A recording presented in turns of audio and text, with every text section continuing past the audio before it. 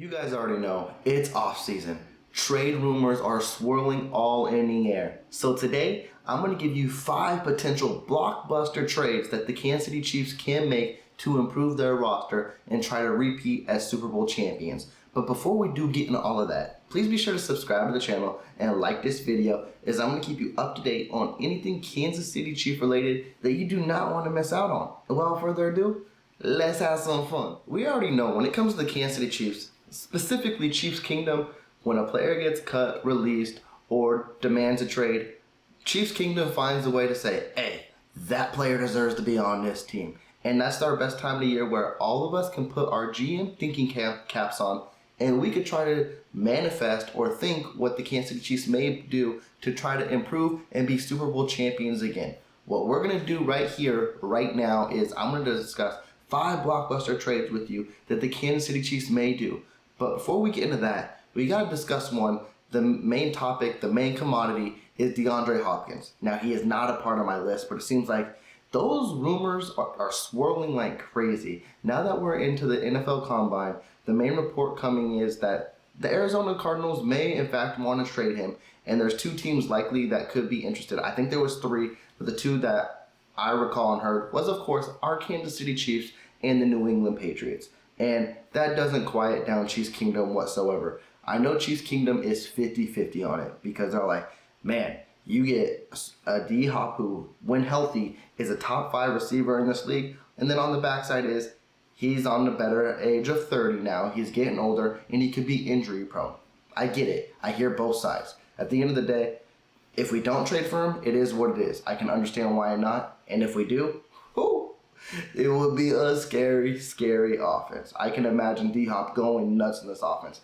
As I mentioned in prior videos as well, it's like basically getting Randy Moss when he came to New England after he was 30. You pair him up with Patrick Mahomes and D-Hop, this would be a scary, scary offense. And it's a different type of skill set than what Tyreek Hill brought. Because a lot of people will say, well, Patrick Mahomes had Tyreek Hill and they lost the Super Bowl, so why would you bring another top-end wide receiver when you could save those draft picks?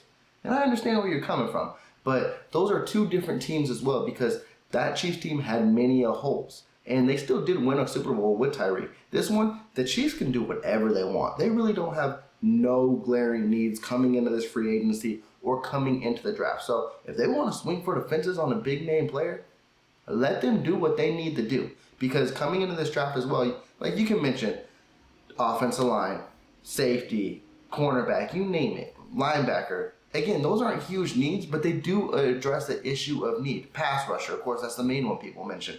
But this team, they can solidify their roster and still build. And if they want to build with the big trade or via draft, that's what brings the exciting part of this free agency. So D-Hop, I would love him, but also I wouldn't be upset if the Kansas City Chiefs don't get him. Now, let's discuss 5 big trades that the Chiefs can make. Now, to start it off, you guys are going to be like, wait, you said blockbuster trades. How is this a blockbuster trade? And I'll give it to you. It is a fair point. But if the Kansas City Chiefs trade a late round pick for Jerry Hughes, I think that's a huge addition to this team. Now, is it a sexy name by any stretch of the imagination? Will he be on the Chiefs for longer than 3 to 5 years? No. But what Jerry Hughes has done throughout his career is he is consistent productivity no matter where he goes. And he was also mentioned in trade discussions last year as well. And with the Houston Texans last year, on a team that struggled for the better half, or if not, the entire 2022 NFL season, he still put up 9 sacks, and he was a menace in the backfield. Jerry Hughes' main thing is to get after the quarterback, and that's what the Chiefs Kingdom always looks for and always wants, is key pass rushers. And I feel like if you trade the Kansas City Chiefs 6th round pick in exchange for Jerry Hughes, to me, that is a blockbuster, because now you bring someone who, one, the Kansas City Chiefs did really well in pressures last year and in sacks, but also brings that veteran presence, a guy who is searching for that Super Bowl ring as well. And we don't know what the lights are, if there's going to be a life without Fred Clark next year, or what we're going to do if Carlos Dunlap comes back or not. The Kansas City Chiefs are going to have to make big decisions, and I wouldn't be surprised if Jerry Hughes' name is in trade talk discussions again. The Kansas City Chiefs will show up. I think it's going to be interesting. The last year the Houston Texans didn't trade him, well, was because actually Jerry Hughes wants to be there because he is from Houston and he may want to retire in Houston still. Or he could have a change of heart and be like, man, I want to chase a Super Bowl. I want to win a championship. It'll all be up to Jerry Hughes at the end of the day. Again, it's not a sexy name to start this video off, but he could be a huge contributor. And if you get him for a 6th round pick, maybe even a 7th, hey, that's a blockbuster in my eyes because he will at least give you 8 sacks in a year. And that's something huge that this defense would need. Now we're going to start having fun with this and getting to some of the names that the Chiefs Kingdom would hope I would start with. Well, maybe not hope, but bigger names. And we're going to start with maybe a surprising wide receiver here, but in Deontay Johnson. Yeah, he's not the sexiest wide receiver out there, but he can be a big name, big game changer type of wide receiver who I think could actually fit Andy Reid's offense very well. And I think with him, unlike a D-Hop or other guys I will mention in this video as well, I don't think you got to stretch to trade your 1st round pick or even your 2nd round pick. I think your 3rd round pick may be able to get this deal done. I don't know what the relationship is like between Deontay Johnson, I almost said DeAndre Hopkins, Deontay Johnson and the Steelers, but you can see, I know there was injuries last year, but it's like also when he was in, they were fading out and they were trying to involve more guys like a George Pickens too. If they don't view Deontay Johnson as the #1 receiver and maybe they listen to trade offers and he's actually available, maybe Brett Veach comes knocking on the door. And also, he already signed his contract extension as well. I think it was a 3-year deal near the $20 million range, which you're not going to have to pay him that $25 million and up. Maybe people think that's too rich for him, but it's a young receiver. He is proven in this league. Yes, he does have his inconsistencies. I won't deny it. He's had issues dropping the ball here and there as well. But also, he is a playmaker. He can make plays. And if you could just tighten up a little bit those screws, I think he would look really, really good as a wide receiver in this Kansas City Chiefs offense, which has big holes. And that's why we're going to discuss more wide receivers that could be trade candidates as well, because as we mentioned previously in other videos, we don't know what the Kansas City Chiefs are going to do with Juju, McCole Hardman, Justin Watson.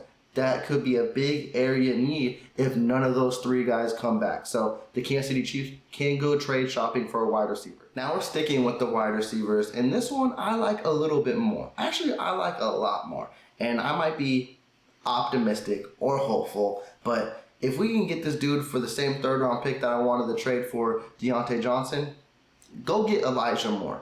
I don't know if it'll cost a 3rd round pick. It might cost a 2nd round pick. But we saw last year with Elijah Moore, he was faded out of that offense completely. Was it the offensive scheming? Was it Zach Wilson? Was it the rotation of quarterbacks? Who knows? But you could tell he was very, very unhappy.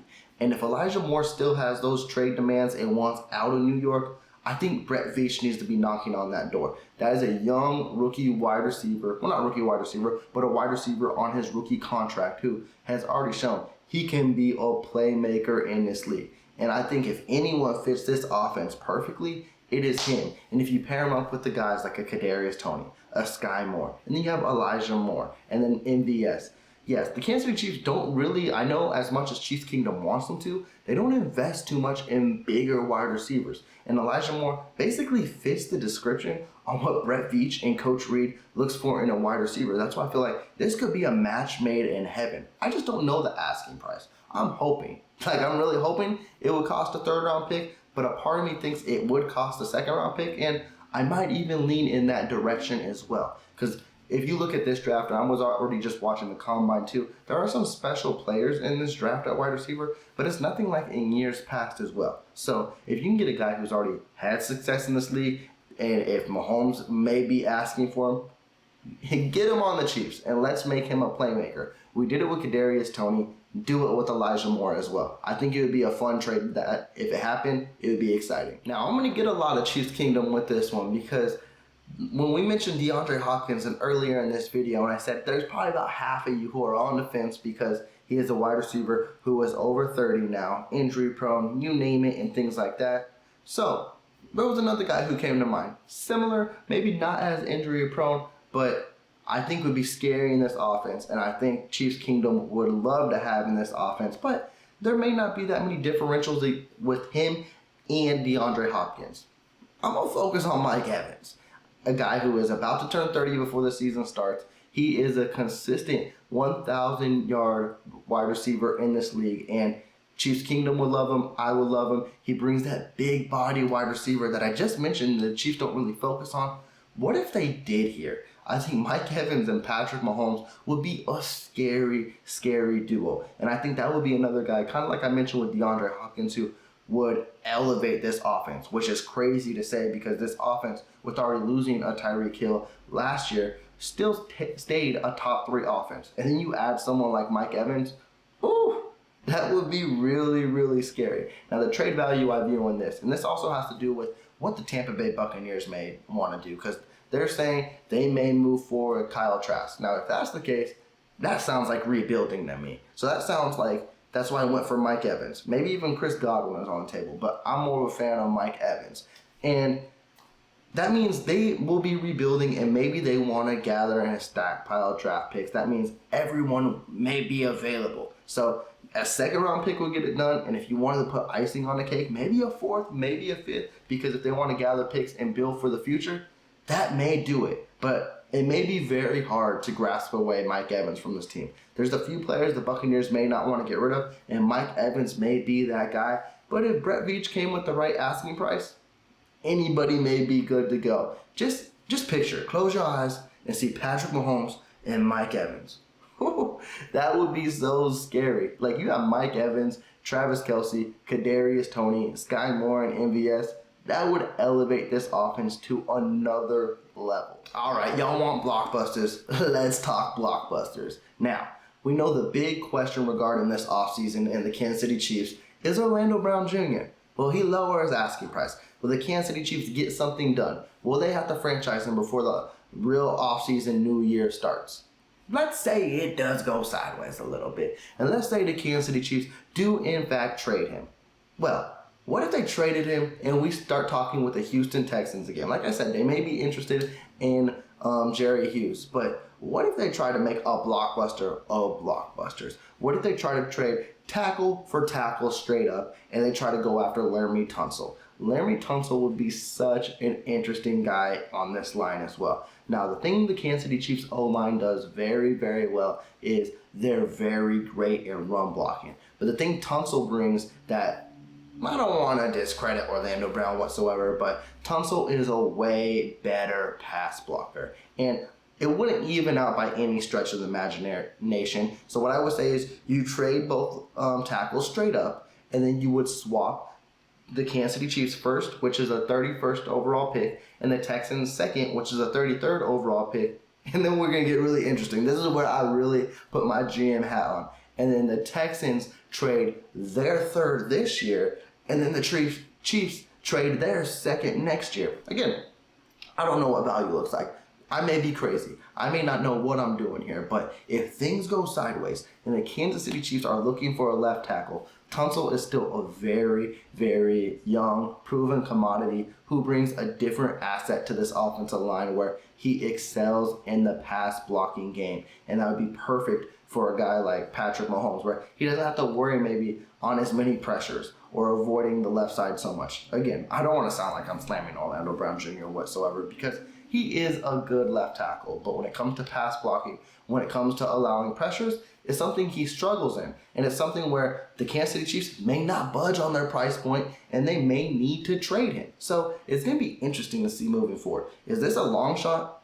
Yes, indeed it is. But also, I'm here to have fun. I'm here to discuss. So I thought, let's throw that up and see where it lands.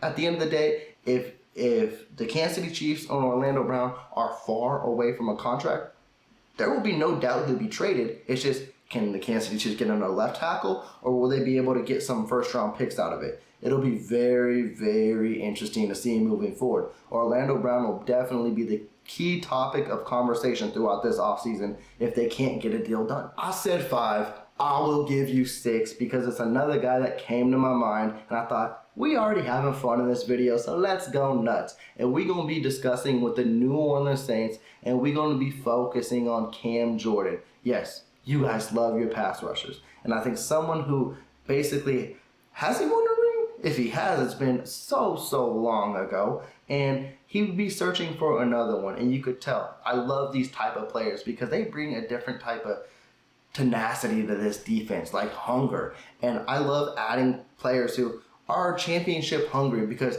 that also goes around the locker room too, and that keeps the winning spirit as well, to like, oh, we gotta win one for this guy. And that's what makes the Kansas City Chiefs try to stretch for a dynasty and be the best they can be. And also Cam Jordan, yes, he may be up there. I think he's like 33 years old. But if you could trade a 4th or a 5th round pick for him and have him solidified with a guy like Chris Jones, you bring back Frank Clark, you have him with George Karlaftis on the other side, help training up that young buck as well, be a rotational pass rusher. Again, this all depends on what the Kansas City Chiefs do with Carlos Dunlap, but Cam Jordan would definitely be a fun name to have on this defensive line.